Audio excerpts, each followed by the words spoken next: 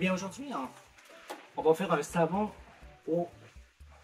avec de l'huile de sumac. Vous vous souvenez, on l'a fait l'huile. Là, aujourd'hui, on va faire le savon qui va justement inclure le sumac. Par contre, aujourd'hui, ça va être assez différent. Parce qu'aujourd'hui, on va essayer de comprendre plutôt quand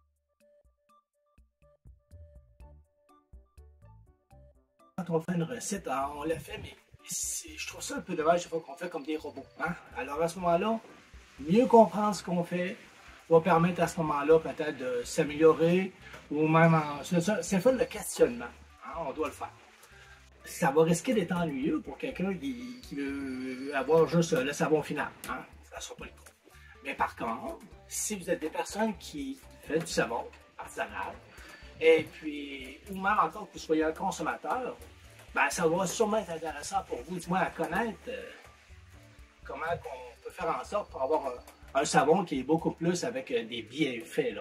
Peut-être l'optimiser un petit peu plus. C'est bon? Alors, on va commencer. On voit maintenant la recette. J'ai décidé d'afficher la recette parce que c'est important. À l'intérieur, vous allez retrouver certaines portions qui sont très habituelles. Là.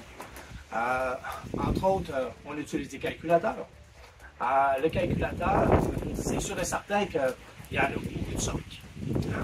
Quand il y en a beaucoup de sortes, ça implique parfois les chiffres sont différents, mais ce qui est important le plus là-dedans, c'est quand on s'est habitué à un calculateur, il faut le rester avec. Parce qu'on s'est comme habitué. Hein? On achète nos produits à la même endroit. Ensuite de ça, on fait nos recettes toujours à peu près similaires. Hein?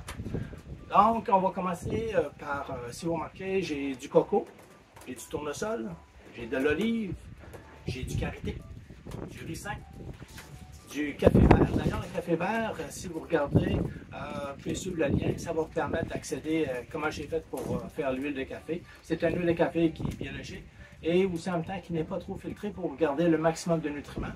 Et il ne faut pas oublier que comme il va y avoir encore à l'intérieur des petites particules qui sont moins filtrées, ça sert aussi d'exfoliant. Ensuite de ça, il va y avoir aussi le sumac. Le sumac, encore une fois, puis suivre le lien. Et puis ça va vous permettre à ce moment-là de voir un peu comment on a fait l'huile de sumac. En fait, c'est ce qui nous entoure. Lui aussi, c'est totalement bio. Et puis, il conserve aussi beaucoup de résidus à l'intérieur. Donc, lui aussi, il va optimiser encore plus l'exfoliant. J'ajoute aussi avec ça absolument l'argile verte, l'argile blanche. Et puis, je l'affiche avec un surgras de 8%. Mais 8%, ça me chicote un peu.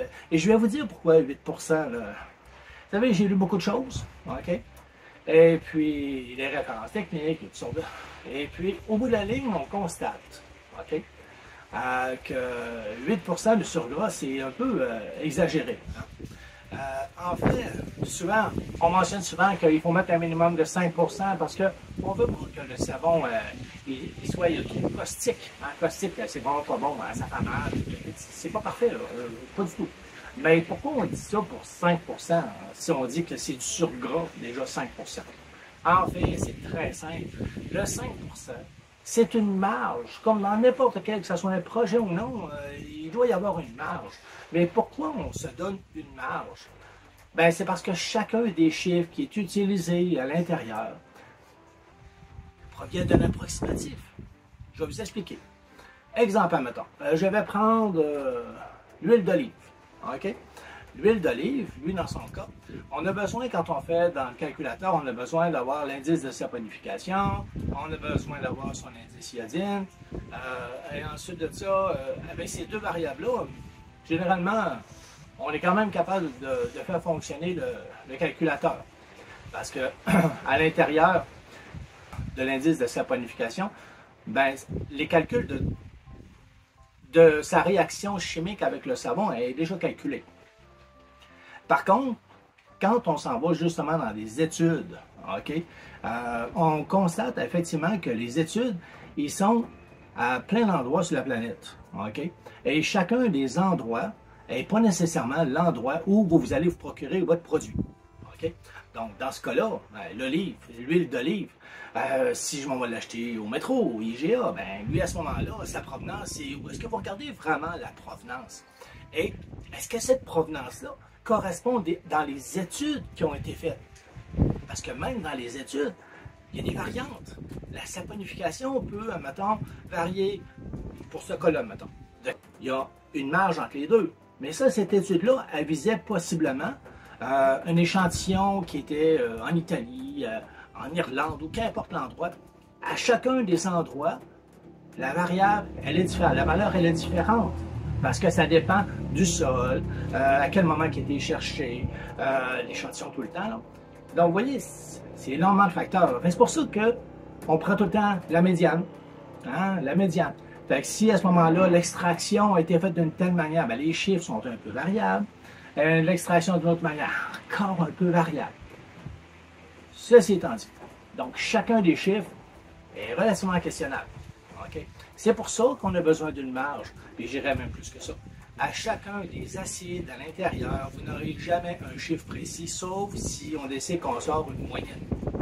Et même encore, ça dépend de vos rapports, les rapports d'études. Donc, j'ai fait le tour. Donc, ça veut dire que le 5%, c'est pas vraiment du surgras. Oui, là-dedans, vous allez peut-être avoir 1-2% qui va être du surgras, mais on ne le saura jamais. Personne ne va le savoir, à moins que vous décidiez que vous passiez en analyse chromatographique avec tous vos produits, vos huiles. Et ça n'a aucun sens, c'est artisanal. Donc, on doit vivre avec. Donc, vous prenez un calculateur, on vit avec des chiffres imparfaits. C'est pour ça que ça explique le 5%, ben, c'est juste pour dire qu'il n'est pas caustique. Puis peut-être 1 ou 2% aussi pourrait dire que c'est un surgras, mais on ne sait pas. Puis le 3% qui va suivre, ben, si c'est 8%, ben, c'est un vrai 3%. Ça, c'est pour expliquer pour le surgras. Donc, on va se préparer. On va tout préparer nos huiles. On va commencer avec nos huiles liquides. Puis ensuite de ça, je vais faire chauffer mes huiles que j'ai ici. Ça veut dire le karité puis l'huile de coco. Donc là, je ne parle pas beaucoup. Je vais déposer toutes mes huiles à l'intérieur.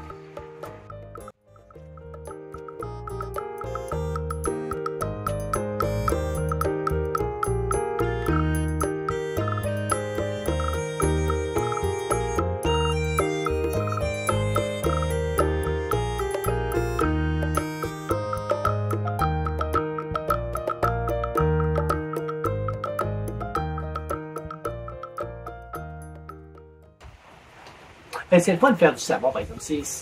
C'est pas compliqué, mais c'est le fun, par contre, de comprendre ce qu'on fait.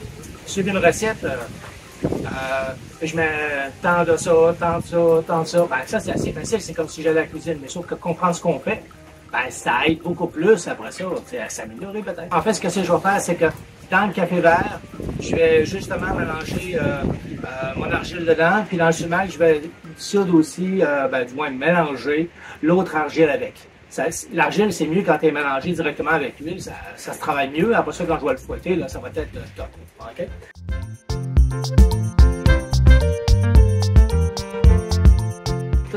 La portion d'hydroxyde. Ah, là, c'est sûr que il va faire chaud là-dedans. Il fait déjà 30 degrés. Donc, en hydroxyde, 150. Donc, dans l'hydroxyde de sodium, je dois mettre 159,7.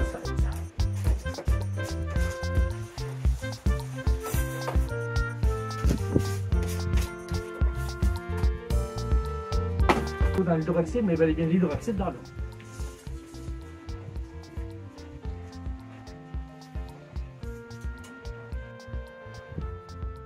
Il ne faut pas mettre les huiles trop de bonne heure, hein, parce que si vous mettez les huiles trop de bonne heure, c'est une saponification à froid qu'on veut faire. On veut garder tous les nutriments.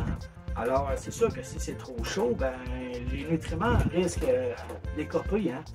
Donc, on risque de perdre ces belles valeurs qu'on veut tout avoir. Hein? De suivre le taux au point de vue de la chaleur. J'étais à 86. Alors, c'est sûr qu'il faut que j'attende encore un tout petit peu. Tantôt, on a dit comme quoi que le 8%, c'était 5% de marge. Il y a un petit peu de gain là-dedans concernant au point de vue du surgraissage. Et le 3%, ça c'est sûr sur ça. Okay? Mais par contre, le surgraissage, ça c'est vraiment important, il faut comprendre ça. C'est que la saponification, C'est lent, mais très lent. Ça prend de 4 à 6 semaines pour se terminer. Et elle est totale. Ça veut dire que tant qu'il y aura des acides gras qui seront présents, qu'importe que ce soit, dans ce cas-ci, le coco, le tournesol, l'olive, karité, ricin, même le sumac, le café, ils vont tous être, c'est un peu comme au chat et à la souris, hein, avec l'hydroxyde de sodium. L'hydroxyde de sodium, on va tout capter tout ce qui est acide gras. Hein. Et puis les gagnants, ben, on ne sait pas c'est lesquels. Donc quand on parle de pourcentage de surgras, vous ne pouvez pas savoir non plus c'est surgras de quoi. Quand vous le faites faire au même moment que vous faites votre savon. Que vous me faites votre surgraissage 5 minutes après, que vous le faites 10 minutes après, ben ça change carrément rien. Là. Parce que quand vous allez le mélanger dedans, ben c'est comme j'expliquais tantôt, c'est le chat à la souris avec l'hydroxyde de sodium. Il va tout capter tout ce qu'il peut. Alors si, là je vais vous représenter